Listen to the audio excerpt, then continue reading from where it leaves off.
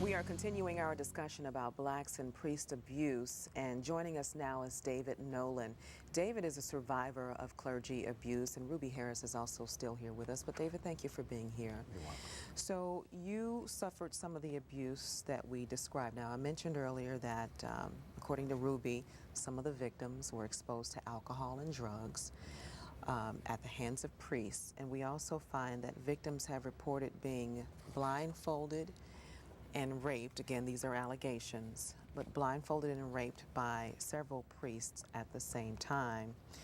And there are also stories, very troubling stories, that one priest allegedly handed out guns to victims to distribute to gang members. Some priests have even been allegedly accused of being fathers of some children. And these stories are heart-wrenching enough, but tell us your story. My story involves Father Victor Stewart. He was the first black pastor of St. Charles Lawanga on 55th and Garfield on the south side. I was a 14-year-old seminarian at the time when Father Stewart first raped me. He literally just held me and began to perform oral sex. From there, he took me to Forest City Mall, where he used church funds to, buy me expensive clothes, jewelry, stereo equipment, and that was used as a control factor. What did you do the first time it happened to you? I was numb. I was horrified, because coming from the seminary, I've been around priests my whole life, and I've never experienced anything like it. Was it an ongoing situation? It became an ongoing situation for many years, to the point where Father Stewart moved my brother into the rectory, myself, and several other boys into the rectory, where we suffered sexual abuse from him on a daily basis. On a daily basis? On a daily basis. Now, why is it that you never reported this? Did you tell your parents? Did you tell the police? Why was this allowed to continue to happen? I told the police in 1987. I gave them 75 to 100 names of black boys who were, at that time, Father Stewart was still alive.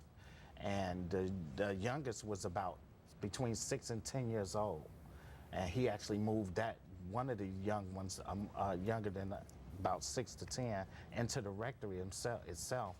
And they told me I was a liar. They told me I was lying. The police told you that? The police told me. Did you go to anyone else? The Cook County State's Attorney, Sexual Abuse Bureau. So did you continue to live there in the rectory? Yes, yes. And you continued to endure the abuse? Yes. Why did you not leave on your own? Why didn't you run away?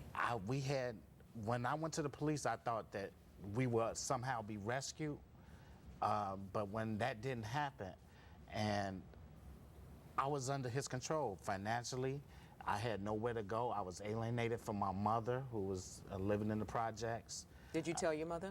No. My mother was a devout Catholic, and it's like, it was, shame would not allow me to tell my mother, but I thought if I told the police that we would somehow get some help. So a year later, we get a call from Bishop Getter. He calls, we're living with Father Stewart in a rectory, and we're on the phone with Bishop Getter, who's telling us to recant everything that we said. And Father Stewart is standing next to us, and Bishop Getter is recording a conversation saying, okay, you need to say no to everything that I asked you. And we said no. We said no, we were not being abused. At what point did you say, I'm no longer going to deal with this, this has got to stop, get me out of this situation? The point came when I found out Mr. Aaron's office, one of the victims of the names that I gave to the Chicago police, was finally suing the Archdiocese of Chicago. But this was long after you had left the rectory. 20 years. 20 years. How long did you stay in the rectory, and how long did you continue? I lived in the rectory from 1983 till when Father Stewart, there had to be about 90, 91. So almost 10 years. Almost 10 years. And you suffered abuse daily? Daily. How did this impact your belief in the church, your belief in God, and how has it impacted your adulthood? My belief in the church is not the church that did it to me. It was the people that were in charge that actually did it. It has not destroyed my faith with God what it has actually increased my faith with God. But I had to go through some dark times with Like that. what?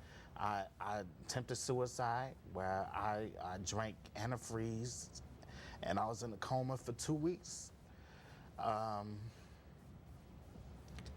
have no healthy relationships. And this is because of the abuse that you suffered? Because of the abuse. Okay, Ruby, I wanted to keep you here because I knew that this would be emotional for David. So how can you help people who have endured this kind of really violent abuse at the hands of people that they're supposed to trust? We try to provide counseling and evaluations to really see what type of services the person needs, maybe group therapy or family counseling. A lot of the victims have not told their families about the abuse, and when they tell the families, sometimes there's a really negative reaction. So we try to get help in that respect, and also just having a support system where they can meet with other victims to talk about the abuse and just have a friend. Can David, do you think that you'll ever be able to have healthy relationships, a marriage, children? You know, until we finally get closure as far as holding, let me just say, recently Bishop Guetta did a deposition for one of the white victims. We tried to get him to do a deposition for us. He refused. And he admitted to the cover-up. Until we get closure and they're held accountable for what they did to us, suppressing us and violating our rights to due process and civil rights, I won't have closure. I will not be able to move on. Because we need the U.S. Attorney's Office, we need everybody to get upset to understand that these people stole the hearts and the souls and the futures of black people who were promising, who went to church to stay off the streets, to do things positive. And this is what they did to us. Okay, we'll come right back in just a moment. There is a toll-free number that you can call if you have been a victim of clergy sexual abuse. And we'll continue this conversation here on Perspective in just a moment.